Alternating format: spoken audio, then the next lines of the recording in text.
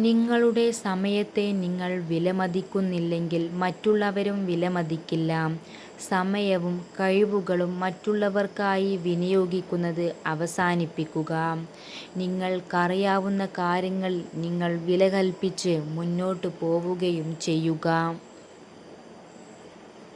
ഒരു കാർമേഘവും ഒരുപാട് കാലം നിലനിന്നിട്ടില്ല. ഒന്നുകിൽ പെയ്തൊഴിയും, അല്ലെങ്കിൽ സ്വയം ഇല്ലാതെയാവും. നമ്മുടെ പ്രശ്നങ്ങളുടെ കാലാവധിയും ഇത്രയേ ഉള്ളൂ. നിങ്ങൾക്ക് എതിർപ്പുകൾ കൂടുന്നുവെങ്കിൽ അത് വെറുപ്പിൻ്റെ ലക്ഷണമല്ല, അത് നിങ്ങളുടെ വളർച്ചയുടെ ലക്ഷണമാണ്. നിങ്ങളെ വാക്കുകൾ കൊണ്ട് വേദനിപ്പിക്കുന്നവർക്ക് കൊടുക്കാവുന്ന ഏറ്റവും നല്ല മറുപടി നിങ്ങളുടെ മൗനമാണ്.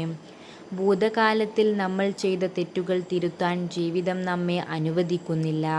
എന്നാൽ നമ്മുടെ കഴിഞ്ഞ ദിവസത്തേക്കാൾ മികച്ച രീതിയിൽ ഓരോ ദിവസവും ജീവിക്കാൻ നമ്മെ അനുവദിക്കുന്നു.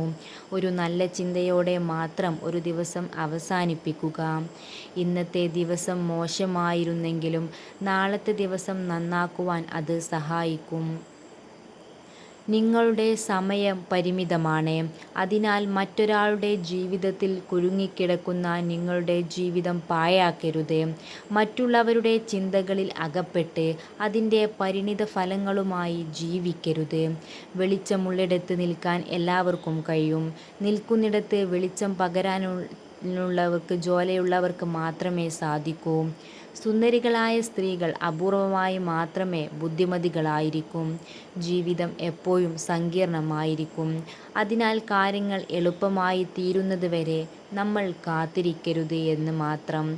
എല്ലാം ശരിയായതിനു ശേഷം നമ്മൾ സന്തോഷിക്കാൻ റെഡിയായാൽ നമുക്ക് സമയം കിട്ടിയെന്ന് വരില്ല.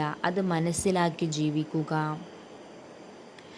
മുഖത്ത് മേക്കപ്പ് ഇടാത്ത സ്ത്രീകൾ പൊതുവെ ആത്മവിശ്വാസം കൂടിയവരായിരിക്കുമെന്ന് പഠനങ്ങൾ കണ്ടെത്തിയിട്ടുണ്ട്.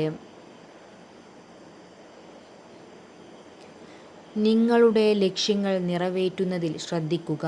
അത് നേടിക്കഴിഞ്ഞാൽ മറ്റുള്ളവരുടെ അഭിപ്രായങ്ങൾക്ക് വിലയുണ്ടാകില്ല.